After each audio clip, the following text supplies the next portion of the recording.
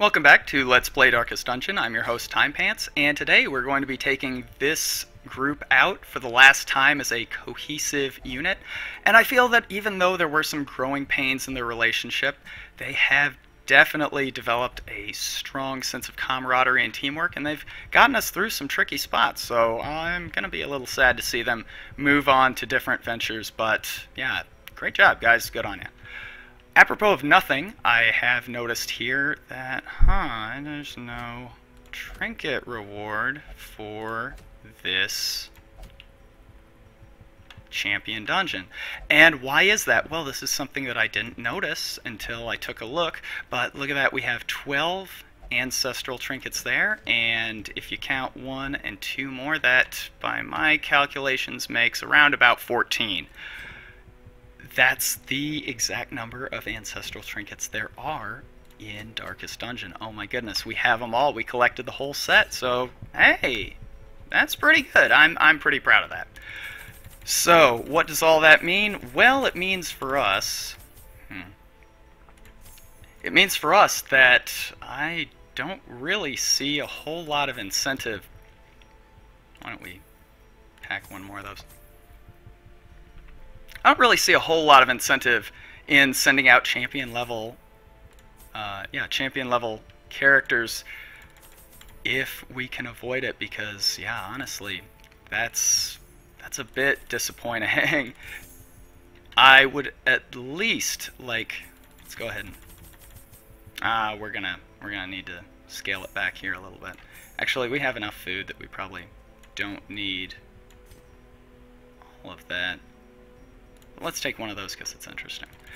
I would at least like to see those dungeons that were supposed to confer ancestral trinkets as quest rewards. I would really like to see them give something else instead. Either just put them in the regular pool where every champion level dungeon does give a trinket as a quest reward, just as a matter of course. Because, I mean, you know, why wouldn't you? Or, and I'm just throwing something out here, what if you had them give like a really, really big cash reward? Because, you know, champion level characters, one of sort of their quirks, one of the drawbacks, you might say, to having a big roster full of high level characters is that treatment for them is very expensive. Getting stress relief, getting quirks made permanent or removed, and getting permanent quirks, permanent negative quirks removed is just a real headache. So yeah, it would be kind of nice. Is this one of our infected corpses right off the bat? No. Well, screw that. Unfortunate.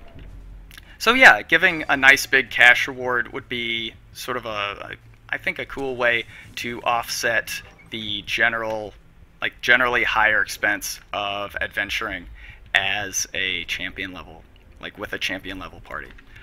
But alas, at least in this version, it is not meant to be. Is this one of ours? Don't tell me to shh. So, I have been thinking, we had revealed to us at PAX one of the new Cove's bosses, but as is customary, there are 2 bosses. There are 2 bosses for each dungeon. Now, I don't know if... Wow, I'm glad we brought bandages. Now, I don't know if it has been decided how many bosses the Cove is going to release with, if it's going to just start with one and then the other is going to come out at a later date, maybe as part of a balancing or content update. I don't know. It could just be that we didn't see that one at PAX, but that doesn't mean it's not there, like Santa Claus. But I have, you know, I've taken upon myself as a valued member of the community and just all around I would say, benefactor of humanity, that, yeah, I've taken upon myself to think of some, yeah, some gimmicks, if you will, for the new, or for the second Cove's boss. I think we save our bandages, honestly. Yeah, for the new Cove's boss. So, without further ado, here's what I have. Here's a little idea. I'm going to throw it out. What about two bosses? Ooh, I know what you're thinking. Two bosses, madness. Surely you cannot. But, hear me out. What I'm thinking is this. You know how, basically, like when you fight a boss, like when you do a boss battle, you know exactly where the boss is going to be. It's going to be in the room farthest from the entrance. That's where it always spawns. No matter what, you know at the start of a boss dungeon that you are going to make a beeline to the room farthest from your starting position, avoiding as many fights as you can along the way. Right? Right. But here's what I'm thinking. Check this out. This is a free one. What if they have two bosses, and one is going to be, you know, just like every other boss, it spawns in that room farthest from your starting position. But there's another boss roaming the halls, and you just fight it as a random encounter, kind of like you fight the Shambler in Total Darkness. And like in this case, obviously you wouldn't have to encounter it in Total Darkness. I think that would be a little bit, that would be a little bit cruel. But yeah, this second boss is wandering around in Total Darkness. So, wandering around in the hallways. So instead of the general boss fight format of, I think we just hit back here. Instead of the general boss fighting format of make a beeline for the exit. Oh, I'm so glad we got the kill. Oh, sorry, make a beeline for the room farthest from the spawn point, and yeah, avoid as many enemy encounters as you can while still getting there. This is annoying. Ew. Instead, now you have to sort of prioritize your use of consumables, for one thing, because now it's not just a case of, well, you know, save up as much food as you can so you can sort of binge eat at the boss door. Instead, now you really have to, consider how you allocate your food, because even though you have beaten one of the bosses, well, the other one's still lurking around for you to find.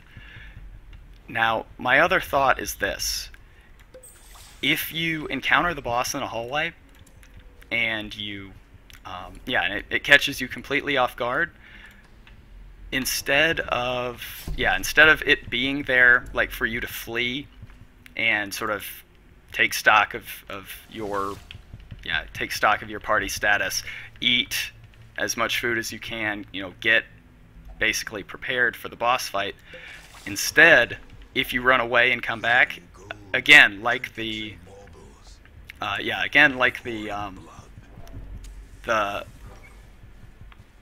why can't I? Instead of like the Shambler fight, if you flee and come back, it's not the boss. It's just going to be another. It's just going to be another like random enemy encounter. So, yeah, you might be able to, in an emergency, scramble and escape, but then you still have either an enemy encounter to deal with, or you have to backtrack and find the long way around. And if you keep doing that, if you keep running away at the first sight of confrontation with the second boss every time, well, then you're going to be in a really bad position, because that's time that you can get hunger events, that's time that you're accumulating just sort of the background stress of adventuring. So it puts you in this really, really tricky balance where even once you've beaten the first boss, you're really not out of the woods. So yeah, it sort of subverts the typical boss fighting approach. I'm just gonna have a little sip of water here. Much better. But yeah, I like that idea. I think it's interesting. Now, obviously, you would need for both bosses to individually be weaker than a, sort of your standard run-of-the-mill boss, because yeah, just having to take on two bosses plus basically a room full of, corridor after corridor of bad guys, it's going to wear a party down. And while the encounter, or while the structure of the fight is in fact designed to wear you down, it shouldn't be so punishing that you absolutely have like no way of, oh, that's lucky. Yeah, that you have no way of really hoping to survive, unless you get really lucky and find the second boss or the hallway boss right away. Like, it shouldn't be like that. So yeah, obviously each individual boss should be taken down with a bit more ease than perhaps you might normally expect. What I was also thinking is this. Now, I'm not sure what sort of engine they use. I'm not sure if this is even doable with, within the engine that they've designed Darkest Dungeon in. But what about if you fight both bosses simultaneously? Like, both bosses are in the spawn room at the beginning, but if you don't beat them quickly, like if you don't take them down, within a short enough time frame, one of them flees. Like, it will retreat, and then after you finish off the first boss, then you have to go and track down the second. I regret this immediately. And that would be kind of another way of dealing with the fact that it is kind of putting you in a difficult situation when you have to track down a boss and roam a long, in some cases champion level dungeon to find it. How do we want to do this? Sacrificial stab probably doesn't do us any good, because I think the bounty hunter can take him down in one swing. Do we go for abyssal artillery here? I think we do. And then I think we try and take down as many as we can with suppressing fire. These two are freaking Batman and Robin. I'm going to say this is Batman. See, now here's why I run into some trouble, because Batgirl obviously is a sidekick, and she's clearly the star of the show. Yeah, I'm having some trouble with this. But basically what I'm getting at is that these two murder everything. And, I mean, look at... This is not good. I'm just straight up. That's not good. 5 rounds of that. Pretty bad. But we do have enough food, and yeah, I feel confident enough with 2 corpses already activated. I feel like we're in a good in pretty good shape. And here's something that I hadn't really thought about, but well, I don't think we need a 5th shovel. Yeah, here's something I hadn't really thought about, but yeah, we're in, like, we had been venturing out. Oh, we actually have 1 bandage. Oh, that's great.